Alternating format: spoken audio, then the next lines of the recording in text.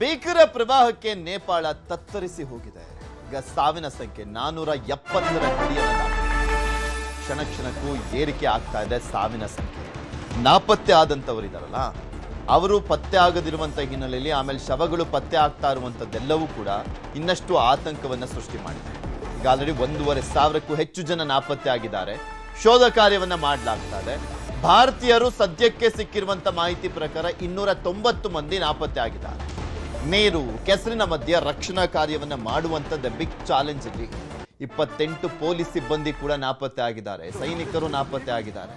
ಆ ಕೆಸರಿನಲ್ಲಿ ಹುಡುಕುವಂತದ್ದೇ ದೊಡ್ಡ ಚಾಲೆಂಜ್ ಆಗಿದೆ. ಯಾಕೆಂದ್ರೆ ಅವರನ್ನ ತಲುಪುವಂಥದ್ದು ಅಷ್ಟು ಈಸಿ ಇಲ್ಲ.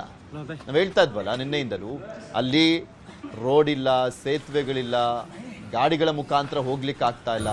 ಎಷ್ಟು ಸಾಧ್ಯನೋ ಅಷ್ಟರ ಮಟ್ಟಿಗೆ ರಕ್ಷಣಾ ಕಾರ್ಯಾಚರಣೆಯನ್ನ ಮಾಡಲಾಗ್ತಾ ಇದೆ. ನಿಮ್ಗೆ ತೋರಿಸ್ತಾ ಇದೀವಿ ನೋಡಿ ಎಷ್ಟು ಚಾಲೆಂಜಿಂಗ್ ಆಗಿದೆ ಅಂತ. ಆ ಊರುಗಳೆಲ್ಲ ಕೆಸರುಮಯ ಆಗೋಗಿದೆ. ಮನೆ ಮಠ ಕಳ್ಕೊಂಡಿದ್ದಾರೆ. ಅಲ್ಲಿ ಊರಿತ್ತ ಅಂತ ಅನ್ನಬೇಕು, ಆ ರೀತಿಯಾಗಿ ಸರ್ವನಾಶ ಆಗೋಗಿದ್ದಾವೆ. ಸುಮಾರು 10ರಿಂದ 15 ಹಳ್ಳಿಗಳು. ಒಂದು ಮಗುವನ್ನ ರಕ್ಷಣೆ ಮಾಡಿರುವಂತದನ್ನ ಕೂಡ ತೋರಿಸ್ತಾ ಇದೀವಿ. ಆ ಮಗುವಿನ ತಂದೆ ತಾಯಿ ಇದರ ಏನೋ ಗೊತ್ತಿಲ್ಲ. ಮಗು ಮಾತ್ರ ಸಿಕ್ಕಿದೆ. ಅದನ್ನ ಆರೈಕೆ ಮಾಡ್ತಾ ಇದ್ದಾರೆ ಅಲ್ಲಿನ ರಕ್ಷಣಾ ಸಿಬ್ಬಂದಿ, ಸೇನೆಯವರು. ಅದಕ್ಕೆ ಫುಡ್ ಅನ್ನ ಕೊಡ್ತಾ ಇದ್ದಾರೆ. ನೇಪಾಳದಲ್ಲಿ ಮತ್ತೊಂದು ಪ್ರವಾಹದ ಭೀತಿ ಎದುರಾಗಿದೆ. ಬೋಟೆ ಕೋಶಿ ನದಿಯ ಹರಿವಿಗೆ ಅವಶೇಷಗಳು ತಡೆಯನ್ನ ಒಡ್ಡಿರುವಂಥದ್ದು. ಆ ನದಿ ಹರಿಯುತ್ತಲ್ಲ, ಅದಕ್ಕೆ ಈ ಕಲ್ಲು, ಮರದ ದಿಂಬಿಗಳು ಇವೆಲ್ಲವೂ ಕೂಡ ಅಡ್ಡ ಆಗ್ಬಿಟ್ಟಿರುವಂಥದ್ದು. ಕೃತಕ ಸರೋವರ ನಿರ್ಮಾಣ ಆಗಿದ್ದು ಒಡೆಯುವಂತ ಭೀತಿ ನಿರ್ಮಾಣ ಆಗಿದೆ. ಬ್ಯಾರಿಯರ್ ಲೇಕ್ನಲ್ಲಿ ನೀರು ಸಂಗ್ರಹ ಆಗ್ತಾ ಇದೆ. 30 ಲಕ್ಷ ಘನ ಲೀಟರ್ ನೀರು ಸಂಗ್ರಹ ಆಗಿರುವಂಥದ್ದು. ಮತ್ತೆ ತಡೆಗೋಡೆ ಒಡೆದ್ರೆ ಭೀಕರ ಪ್ರವಾಹ ಸೃಷ್ಟಿಯಾಗುವಂತ ಚಾನ್ಸಸ್ ಇದೆ. ತಡೆಗೋಡೆ ಒಡೆದ್ರೆ ಚೀನಾದಿಂದಲೂ ಕೂಡ ನೇಪಾಳಕ್ಕೆ ಎಚ್ಚರಿಕೆಯನ್ನ ಕೊಡಲಾಗಿದೆ. ಈಗ ಎಚ್ಚರಿಕೆಯನ್ನ ಕೊಟ್ಟಿದ್ದಾರಂತೆ ಚೀನಾದವರು. ಈ ರೀತಿಯಾದಂಥ ಆತಂಕ ಎದುರಿಸಬೇಕಾಗತ್ತೆ. ಅಲ್ಲಿ ಅಡೆತಡೆ ಆಗಿರುವಂತ ಹಿನ್ನೆಲೆಯಲ್ಲಿ ಕೃತಕವಾಗಿ ನೀರು ಹರಿತಾ ಇದೆ, ಬೇರೆ ಕಡೆಗೆ ಡೈವರ್ಟ್ ಆಗ್ತಾ ಇದೆ. ಯೂಶಲಿ ಹೋಗುವಂತ ಅದರ ಒಂದು ಪಾತ್ ಇರುತ್ತಲ್ಲ, ಅಲ್ಲಿ ಹೋಗ್ತಾ ಇಲ್ಲ ಅಂತ.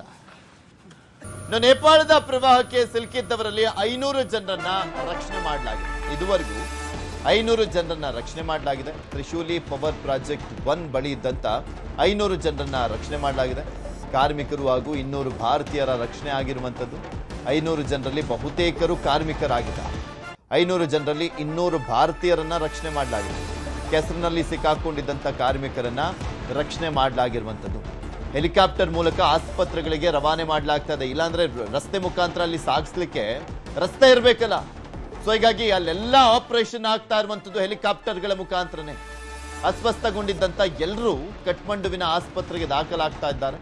ನೆಟ್ವರ್ಕ್ 18ಗೆ ಸಿಕ್ಕಿದೆ ಎಕ್ಸ್ಕ್ಲೂಸಿವ್ ಆದಂಥ ಮಾಹಿತಿ, ದೃಶ್ಯಾವಳಿಗಳು ಸಿಕ್ಕಿದೆ. ಅದನ್ನು ನಿಮ್ಮ ಮುಂದೆ ಇಡುವಂಥ ಕೆಲಸವನ್ನು ಮಾಡ್ತಾನೇ ಇದ್ದೀವಿ.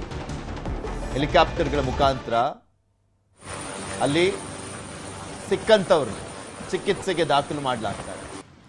ಹೇಳ್ತಾ ಇದ್ನಲ್ಲ, ಸೇತುವೆಗಳೆಲ್ಲವೂ ಕೂಡ ಕೊಚ್ಕೊಂಡು ಹೋಗಿದೆ, ರಸ್ತೆ ಕೊಚ್ಕೊಂಡು ಹೋಗಿದೆ. ಸೊ ಹೀಗಾಗಿನೇ ಮೇಜರ್ ಚಾಲೆಂಜ್ ಅಂದ್ರೆ ಅಲ್ಲಿ ರಕ್ಷಣೆ ಮಾಡುವಂಥದ್ದು. ನೇಪಾಳದಲ್ಲಿ ಶವಗಳ ಒಡವೆಯನ್ನು ಕೂಡ ಬಿಡ್ತಾ ಇಲ್ಲ. ಕೆಸರಿನಲ್ಲಿದ್ದಂಥ ಶವಗಳ ಮೇಲಿನ ಚಿನ್ನವನ್ನ ಕಳ್ಳತನ ಮಾಡಲಾಗ್ತದೆ. ಶವಗಳ ಮೇಲಿನ ಚಿನ್ನ ಕದ್ದ 2ರನ್ನ ಬಂಧನ ಮಾಡಲಾಗಿದೆ. ಮನೆ ಮಠ ಕಳ್ಕೊಂಡ್ಬಿಟ್ಟಿದ್ದಾರೆ ಜನ. ಮತ್ತೊಂದ್ ಕಡೆ ಏನ್ ಸಿಗುತ್ತೆ ಅದನ್ನು ದೋಚ್ಕೊಂಡು ಹೋಗ್ತಾ ಇದ್ದಾರೆ. ಅಲಮರಿಯಾ ಎಂಬಲ್ಲಿ 2ರನ್ನ ಬಂಧನ ಮಾಡಲಾಗಿದೆ. ಮೃತರ ಕುಟುಂಬಸ್ಥರಿಗೆ ಒಡವೆಗಳನ್ನ ಹಸ್ತಾಂತರ ಮಾಡಲಾಗಿದೆ. ಚಿನ್ನಾಭರಣ ಹಸ್ತಾಂತರಿಸಿರುವಂಥದ್ದು ಪೊಲೀಸರು.